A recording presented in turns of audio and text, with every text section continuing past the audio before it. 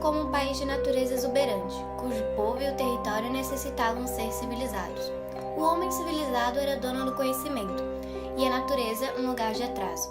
Esta natureza não era utilizada nas obras, e sim a beleza europeia, mesmo por artistas brasileiros. Foi assim que artistas estrangeiros que ajudaram a tornar possível ela ser valorizada. A cultura brasileira se caracterizou pela imitação da europeia. Esta cópia depreciava a cultura de nosso povo. O país parece sempre estar em atraso em relação à arte, pois não teve tempo de amadurecer suas ideias e somado com a falta de interesse da elite, a qual preferia a arte vinda da Europa. Num país onde 68% da população é negra, é intrigante e entristecedor o fato de que o racismo ainda está vivo, vibrante e forte na sociedade. Ao longo da história, a arte se viu como um instrumento de oposição, de expressão contra os preconceitos e discriminações. Porém, diversas vezes, artistas negros, mulatos, mestiços, escravos livres, etc., tiveram seu talento rebaixado por conta da sua cor de pele. Um exemplo clássico é o escultor, arquiteto e entalhador Antônio Francisco Lisboa, mais conhecido como Aleijadinho.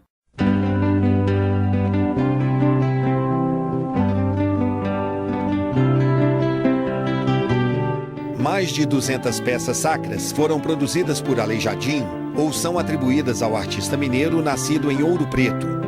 A riqueza deste acervo fez dele o mais importante arquiteto, entalhador e escultor de arte colonial do Brasil.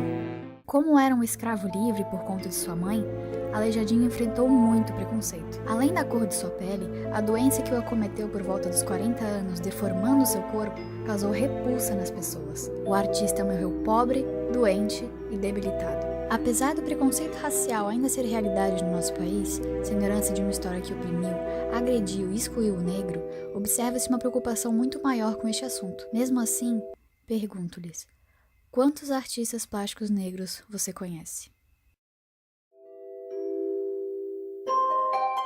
Durante os séculos, o preconceito contra a mulher na arte é muito visível. Elas foram excluídas do ensino artístico e proibidas de frequentar as academias de arte. A conquista desse espaço é muito recente e foi bem difícil. As mulheres sempre foram muito retratadas nas obras, mas raramente eram suas autoras.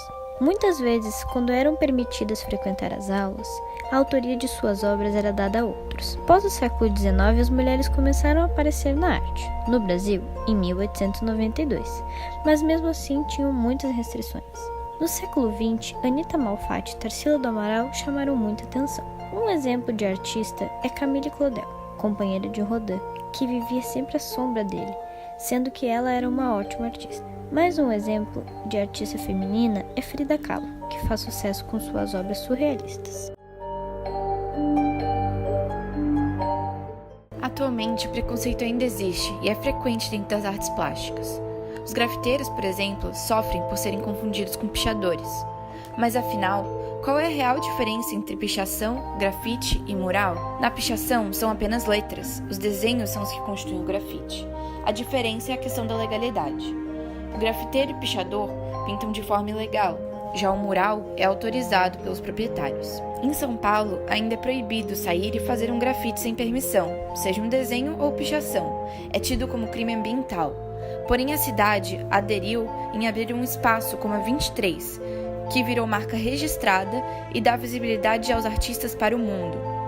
Em outros estados, a abertura não é tão grande. São Paulo acaba tendo mais tradição neste aspecto. Antes, era possível ver que muitos trabalhos eram americanizados, pois eram observados os grafites nos trens de Nova York, do hip hop na época de 80. O grafite já abriu muitas portas, como pegar bairros muito violentos ou que estavam destruídos, abandonados, e transformar em arte de rua, como aconteceu em Wynwood, em Miami, que tornou-se ponto turístico. O grafite leva acesso à arte para todo mundo, chamando a atenção da periferia, sendo possível até tirar muitas pessoas do mundo do crime. Atualmente, um aplicativo brasileiro foi desenvolvido para criar uma ponte entre grafiteiros e proprietários de muros. Seu nome, Color Plus City, muito útil para os grafiteiros da atualidade.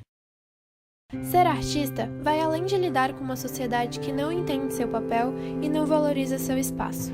Vai além de ignorar críticas e julgamentos desenfreados que pouco têm a ver com a sua arte.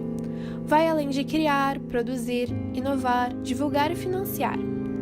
Um artista é alguém que nem sempre produz coisas que as pessoas têm necessidade, mas que ele, por alguma razão, produz com amor, dedicação e muito talento, para tocar o coração das pessoas, seja através de uma crítica ou fazendo-as se identificarem com a sua produção.